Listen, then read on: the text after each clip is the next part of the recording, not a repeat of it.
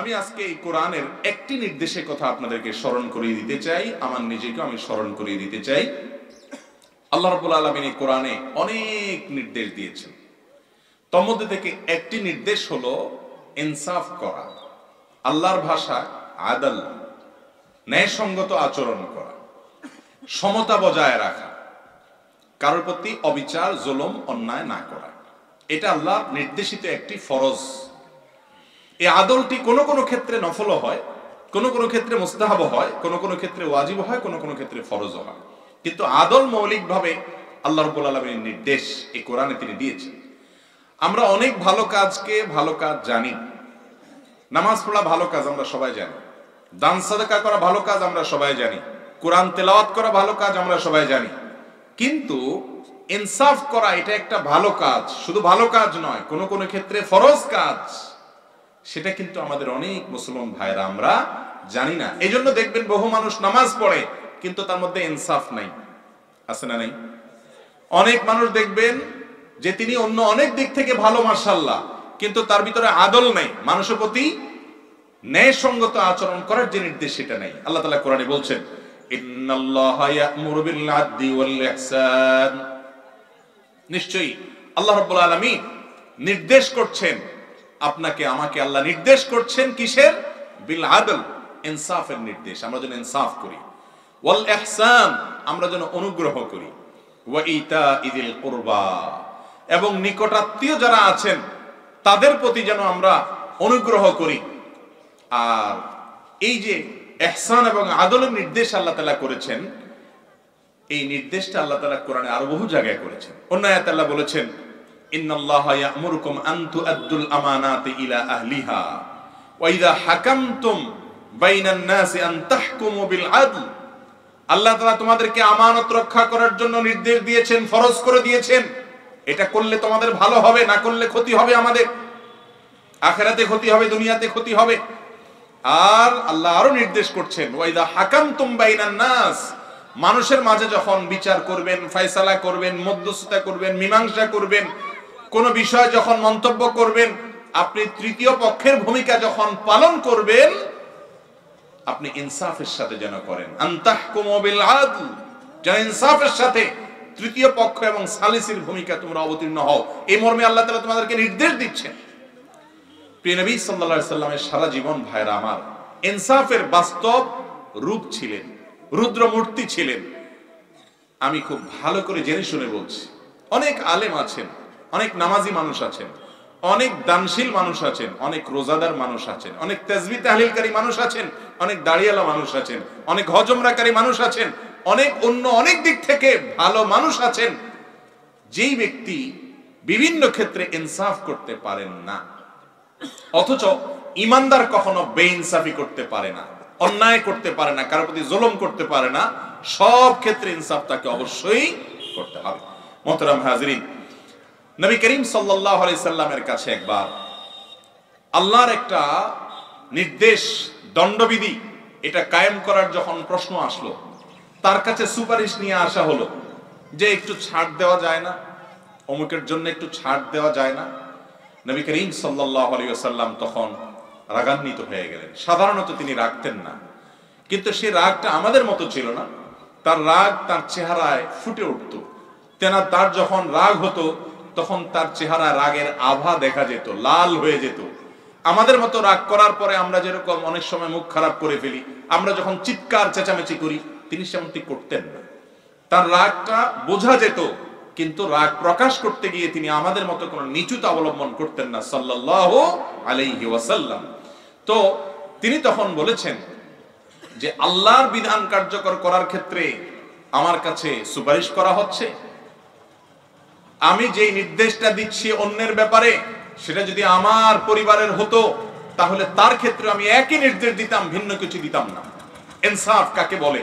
নবী করিম সাল্লাল্লাহু আলাইহি সাল্লামের খোলাফায়ে রাশেদা, চারো খলিফা, তাদের শাসন আমলে দেখবেন পদে পদে পরতে পরতে ইনসাফ। এমনকি কোন অমুসলিমের সাথে কোন মুসলমানের দ্বন্দ্ব হয়েছে, বিচার করতে গিয়ে, মীমাংসা করতে গিয়ে ইনসাফ করতেন।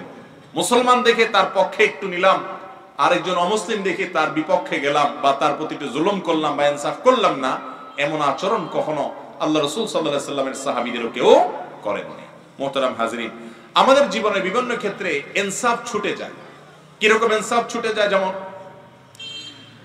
যিনি কোনো দায়িত্বশীল, তার অধীনে অনেক মানুষ আছে, অনেক সময় তাদের প্রতি আমরা সমতা বজায় রাখতে পারি না। একজনের দিকে একটু বেশি টান থাকে, তার দিকে আমি বেশি ঝুঁকে কথা বলি, আরেকজনের সাথে হয়তো কোনো কারণে মনোমালিন্য আছে, কোনো কারণে দুঃখ আছে, হয়তো লোকটা খারাপ, তাই বলে কোনো একটা বিষয়ে যদি আমি তার ব্যাপারে বেইনসাফি করি, যা বাস্তবে না সেটা যদি বলি, তাহলে আমি গুনাহগার হলাম। আল্লাহ তাআলা কোরআনে কারীমে বলেছেন, ওয়ালা ইয়াজরিমান্নাকুম শানাআন কওমিন আল্লা তা'দিলু ই'দিলু হুয়া আকরাবু লিত্তাকওয়া।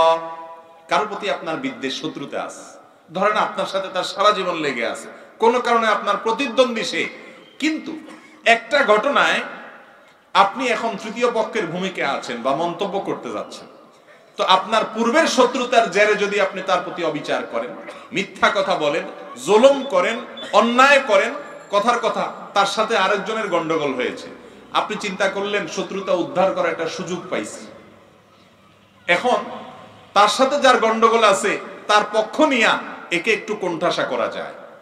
এই রোগটা আমাদের মধ্যে আছে না নাই? এটা কি ইনসাফ হবে না বেইনসাফ হবে? ধরেন ওনার সাথে আমার বিরাট গন্ডগোল, অনেক ফাসাদ, কিন্তু এই গন্ডগোলের কারণে আল্লাহ কোরআনে বলে দিচ্ছেন যে তোমার সাথে তার শত্রুতা থাকতে পারে, গন্ডগোল থাকতে পারে, মনোমালিন্য থাকতে পারে, ভিন্নমত থাকতে পারে, এই কারণে তুমি তার উপরে ইনসাফ ছাড়া বেইনসাফি চাপিয়ে দিতে পারো না। এখন এই ওনার সাথে ওনার গন্ডগোল হয়েছে, আমি এই চান্সে বললাম না না না, সব দোষ তো ওনারই, আসলে উনি তো আসলে কোনো দোষ করেননি, যাই নাও বলি, না জানাও বলি, মিথ্যাও বলি, কারণ এই একটা সুযোগ পাইছি শত্রুতা উদ্ধার করার। এই রোগটা আছে না নাই আমাদের মধ্যে? ভাইরা আমার, মুসলমান এই কাজটা করতে পারে না। আমরা মনে করি চুরি করা শুধু গুনাহের কথা, জেনা করা শুধু পাপের কথা, ডাকাতি করা শুধু অপরাধের কথা। এই যে একটা অপরাধ করেছি, এটাকে আমরা অনেক নামাজি মানুষ, অনেক অন্যান্য দিক থেকে ভালো মানুষও অপরাধ মনে করি না। এই কোরআন আমাদেরকে বলেছে ইনসাফ করতে, শত্রুর সাথে পর্যন্ত। আজকাল দেখা যায় যে আপনি মনে করেন মুসলমানদের অনেকগুলো দল আছে, গ্রুপ আছে, আপনি একটা দল করেন বা একটা গ্রুপের, আপনি একটা মানহাজের, একটা পক্ষের, আপনি আপনার বিপক্ষ যার সাথে আপনার, যাদের সাথে আপনার দা কমলা সম্পর্ক, ফেসবুকে সারাদিন মারামারি কাটাকাটি করেন তাদের বিরুদ্ধে, লাইক কমেন্টে পোস্টে একজন আরেকজনের গোষ্ঠী উদ্ধার করেন।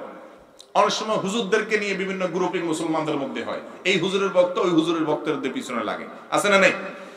তো মনে করেন কোন এক কারণে ওই হুজুরের কোন একটা দোষ পাওয়া গেছে, এবার আপনি ওইটাকে চান্স হিসাবে নিয়া তিলের তাল বানাইয়া ফেসবুকে আপনি তার বিরুদ্ধে লেগে গেলেন। ইনসাফ হলো না বেইনসাফ হলো?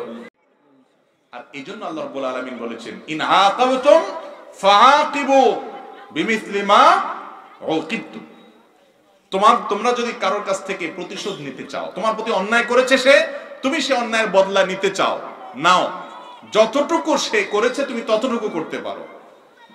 আর যদি তুমি মাফ করে দাও সেটা বেশি ভালো। কেন বেশি ভালো? কারণ তুমি বদলা নিতে গিয়ে যদি একটু সীমানা ছাড়িয়ে চলে যায়, সে একটা দিল তুমিও একটা দিলা, তারটার চাইতে তোমারটার ওজন বেশি হয়ে গেল, তাহলে তো জুলুম হয়ে গেল। এই জন্য মাফ করে দেওয়াটাই বেটার এবং উত্তম। কিন্তু আজ আমরা কয়জন মুসলমান আছি এই ক্ষেত্রে কোরআনের এই নির্দেশটা আমরা মেনে চলতে পারি? চলার চেষ্টা করবো তো ইনশাআল্লাহ। এই বেইনসাফি গুলো আরো অনেক ক্ষেত্রে হয়। যেমন কথার কথা, আপনি একজন দোকানদার বা কোন একটা দোকানে আপনি চাকরি করেন, আপনার কাছে অনেক কাস্টমার আসে, কিছু কাস্টমার আসে আপনার দোস্ত, তখন আপনি এবার দোকান থেকে মাপা জিনিস দেওয়ার সময় সমান সমান তো দেন, পারলে পাল্লা একটু বাড়াইয়াও দেন, কারণ দোস্ত, মালিক আরেকজন, আপনি কর্মচারী। আর অন্য কাস্টমাররা আসলে পারলে তাকে সমান সমান থেকে একটু কমাই দিতে পারলে আপনার আরো ভালো লাগে। আছে না না এই রোগ আমাদের মধ্যে? আমরা চান্স পাইলে কে কতটা অসৎ হইতে পারি, দুর্নীতিবাজ হইতে পারি, সেটা শুধুমাত্র চান্স পাওয়া পর্যন্ত অপেক্ষা করা লাগে, ঠিক না বেঠিক? আপনি ধরেন কোন একটা অফিসের এমন কোন দায়িত্বে আছেন, পদে আছেন, যেখান থেকে অনেক সার্ভিস দেওয়ার সুযোগ আপনার আছে। সার্ভিস যারা চায় তাদের মধ্যে থেকে একজন আসলো আপনার আত্মীয়, শ্যালক, আপনি দুলাভাই, ধরেন একটা গুরুত্বপূর্ণ পদে আছেন। শ্যালক যদি কোনো দাবির জন্য ওই অফিসে আসে, সরকারি অফিস মনে করেন, তাহলে দুলাভাই তার যা পাওনা অধিকার আছে এজ এ আপনার দেশের নাগরিক সেটা তো দেনই, পারলে তার চাই তারা 2 কাঠি বাড়াইয়াও দেন। আর সেরকম মনে করে এটা আমার রাইট, যেহেতু আমার ভগ্নিপতি দায়িত্বে আছে, আমার দুলাভাই ওসি সাহেব, অতএব অমুকের সাইজ করার জন্য এটা বললেই হয়। এরকমগুলো আছে না নাই ভাই? আল্লাহু আকবার। অথচ এগুলো জুলুম। আয-যুলমু যুলুমাতুন ইয়াওমাল কিয়ামা। কিয়ামতের দিন দুনিয়ার জুলুমগুলো বহুমুখী অন্ধকার হয়ে উঠবে। আমাদের মধ্যে ইনসাফের অভাব আজকে ঘরে ঘরে, জনে জনে, জনে জনে আমাদের মধ্যে ইনসাফের অভাব। এই একটা নির্দেশ নিয়ে কয়েক ঘন্টা যদি আমরা দেখাতে থাকি, পদে পদে কিভাবে আমরা বেইনসাফি করি সেটা দেখানো যাবে।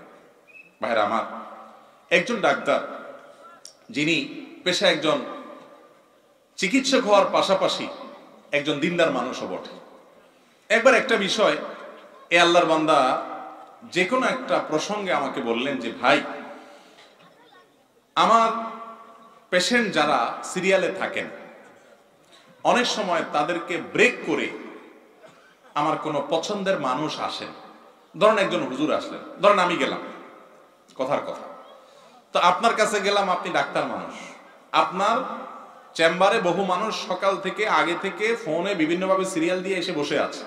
এখন আমি হুজুর সাহেব যেহেতু গেছি, আপনি আমার ভক্ত, আপনি কি করলেন, আরে আরে হুজুর আসেন আসেন আসেন, সিরিয়ালে কিন্তু মানুষ বসে আছে, সবাইকে বসে রেখে আপনি আমাকে ঢুকাইলেন, ঢুকাই আমার ট্রিটমেন্টটা করাই দিলেন।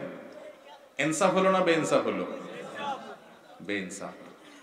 ডাক্তার সাহেব আমাকে ফ্রি দেখে দিতে পারেন, সে রাইট তার আছে, সে অধিকার তার আছে, কারণ তার পয়সা, সেটা ফিসের টাকাটা নিয়ে নিবেন, ঠিক আছে হুজুর ফিস নিলাম না আপনার কাছ থেকে, এটুকু আপনি করতে পারেন।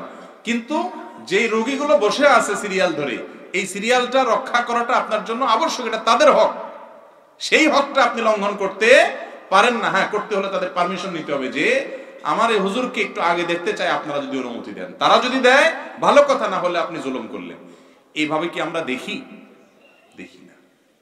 এভাবে কত যে বেইনসাফি আমাদের দ্বারা হচ্ছে বলার মতো না। মনে করেন আপনি হোটেলে মেসিয়ার, আপনি মেসিয়ারি করেন, আপনার দোস্ত খাইতে আসছে, আপনার বাপ খাইতে আসছে, আপনার বন্ধু খাইতে আসছে, তখন মেসিয়ার সাহেব কি করে? ডুবাইয়া সুবাইয়া দেয়, ঠিক না? ঠিক, ডুবাইয়া সুবাইয়া দেয়। মনে করেন এক টুকরা মাছের সাথে 2টা আলু, 2 পিস পটল দিত, ওনারা আসছে, তাহলে কিসের আলু আর কিসের পটল আর কিসের পিস কি? পারলে মাছ জোলের কথা বলে আবার মাছ দিবে, গোশত আবার দিবে, 3 বার জল দিবে, 4 বার দিবে, কোম্পানির মাল দিতেই থাকবে। আছে না নাই? আমরা অনেক সময় এটাকে খুব এনজয় করি যে হ্যাঁ আমার আপন মানুষ দিচ্ছি, অথচ এটা কিন্তু জুলুম হচ্ছে, আরেকজনের জিনিস দিচ্ছে সে, ঠিক না? ঠিক। আমি একবার ফেরি পার হচ্ছিলাম কোন একটা ফেরি ঘাটে, তো ফেরি ভাড়া যে ভদ্রলোক নিবে উনি বলে যে না হুজুর, গাড়ি ভাড়া নেব না। কেন নিবেন না? কাগজ আপনি, আমি আপনার ভক্ত, মহব্বত করি। তো যার মাধ্যমে বলছে, আমি বললাম যে ওনার জিজ্ঞেস করো যে এই ফেরির মালিক তো উনি না, উনি একটা কাজ করতে পারেন, মহব্বতের চোটে বলতে পারেন হুজুর আমার পকেট থেকে আপনার ফেরির ভাড়াটা দিয়ে দিলাম, আমি এই কাজটা উনি করতে পারেন। সেটা না করে আপনি ফেরির ভাড়াটা আমার কাছ থেকে নিলেন না, তাহলে হকটা নষ্ট করলেন আরেকজনের। বেইনসাফি হলো কি হলো না? এরকম বেইনসাফি আল্লাহ মাফ করুক আমাদের দ্বারা প্রায় সময় হয়, প্রায় সময় হয়। অন্যায় সুবিধা আমরা নিয়ে নিচ্ছি, অন্যায় সুবিধা নিয়ে নিচ্ছি। আমার সাথে একটা সুসম্পর্ক আছে, এর জন্য কিসের সিরিয়াল আর চলে গেলাম, ঘরে ঘরে এ ধরনের অন্যায় হচ্ছে। সন্তানদের সাথে বেইনসাফি হয়, সন্তানদের সাথে বেইনসাফি তো অনেক বেশি। এক সাহাবী নবী করিম সাল্লাল্লাহু আলাইহি ওয়াসাল্লামের কাছে এসে বলছেন, ইয়া রাসূলুল্লাহ, আমার এক ছেলেকে আমি এই জিনিসটা দিছি। নবী সাল্লাল্লাহু আলাইহি ওয়াসাল্লাম বলেছেন, তোমার তো আরো আছে সন্তান, আমি জানি, সবাইকে দিয়েছো? বল না, সবাইকে দেই নাই। তখন তিনি বলেছেন, ইত্তাকুল্লাহ, আল্লাহকে ভয় করো, ওয়াদিলু বাইনা আওলাদিকুম, এবং সন্তানদের মধ্যে ইনসাফ করবা, সমতা বজায় রাখবা, জুলুম করবা না, বেইনসাফি করবা না। একজনকে ভাষায় দিবা, আরেকজনকে কিছুই দিবা না। শুধু ছেলেকে দিবা, মেয়েকে বঞ্চিত করবা না, অথবা মেয়ের দিকে টানবা, ছেলের দিকে টানবা না। শুধু ছোট ছেলেকেই সব দিবা, বড়গুলাকে চিনবাও না। এই বেইনসাফি যদি করো, তাহলে সেক্ষেত্রে সেটা গুনাহ হিসাবে বিবেচিত হবে। অনেক ক্ষেত্রে এর কারণে আল্লাহর কাছে কিয়ামতের দানও পর্যন্ত লাগতে পারে। এই রোগটা আমাদের বাবা মার মধ্যে আছে না নাই? আছে ভাইরা, অথচ এটাকে আমরা গুনাহ মনে করি না। যারা একাধিক বিয়ে করেন তাদের কথা তো আর বলার অপেক্ষা রাখে না। 2 বিয়া, 3 বিয়া, 4 বিয়া যারা করেন, তাদের মধ্যে হাতে গোনা কিছু মানুষ হয়তো নেককার, আল্লাহর ভয় আছে, চেষ্টা করেন, সেটাও খুবই রেয়ার। সাধারণত নতুন যেটারে বিয়ে করেন তার সাথে সম্পর্ক থাকে, পুরানগুলার আর মনেও থাকে না। অথচ আল্লাহ রাব্বুল আলামিন কোরআনে কারীমে স্পষ্ট নির্দেশ করেছেন যে ফাইন খিফতুম আল্লাহ তা'দিলু, একাধিক বিয়ে করতে গিয়ে তোমার মধ্যে সমতা ধরে রাখতে পারবা না, তুমি একজনের দিকে বেশি টান হয়ে আরেকজনকে ভুলে থাকবা, তার হক নষ্ট করবা, এরকম ভয় যদি হয় তোমার, আদল বা ইনসাফ নষ্ট হবে এটা আশঙ্কা হলে ফাওয়াহিদা, তাহলে তোমার জন্য একটা বিয়ে করার অনুমতি আছে, একাধিক না। অথচ আজকাল আমরা অনেক ধরনের অন্যায়ের পাশাপাশি এই একটা অন্যায় করি যে একাধিক বিয়ে করে বেইনসাফি করি, আছে না নাই? অতএব আমরা সর্বক্ষেত্রে সবার সাথে ইনসাফের সাথে আচরণ করব তো ইনশাআল্লাহ। আল্লাহ তাআলা আমাদের সবাইকে কোরআনের এই নির্দেশ, আদল, ইনসাফ, ন্যায়নিষ্ঠ হওয়া, সমতা বজায় রাখা, কারোর প্রতি অবিচার বৈষম্য না করার যে গুরুত্বপূর্ণ একটা নির্দেশ আল্লাহ কোরআনে করেছেন, কোরআনের এই নির্দেশটা অক্ষরে অক্ষরে আমাদের জীবনের প্রত্যেকটা পদে পদে মেনে আমল করে চলার তৌফিক আল্লাহ তাআলা আমাদের সবাইকে দান করুন। কোরআনের এরকম অসংখ্য নির্দেশ আছে ভাই, এক একটা নির্দেশ নিয়ে যদি আমরা এক একদিন আলোচনা শুনি। এই জন্য বললাম কোরআন বুঝে পড়েন। আপনি নিজে বুঝলে পড়লে আপনার কাছে আরো ভালো লাগবে। আমি তো বুঝালাম, আপনি কোরআন বুঝে পড়েন, আল্লাহর কথা সরাসরি বুঝেন এবং চেষ্টা করেন ওলামা ইকরামের মাধ্যমে। চেষ্টা করবেন তো ইনশাআল্লাহ। আল্লাহ তাআলা আমাদেরকে কোরআনের সমস্ত আদেশ নিষেধ, সমস্ত নির্দেশনাগুলোকে আমাদের জীবনে আমলে আনার তৌফিক দান করুন। ওয়া সাল্লাল্লাহু আলা নবিয়িনা মুহাম্মদ ওয়া জাযাকুমুল্লাহু খাইরা।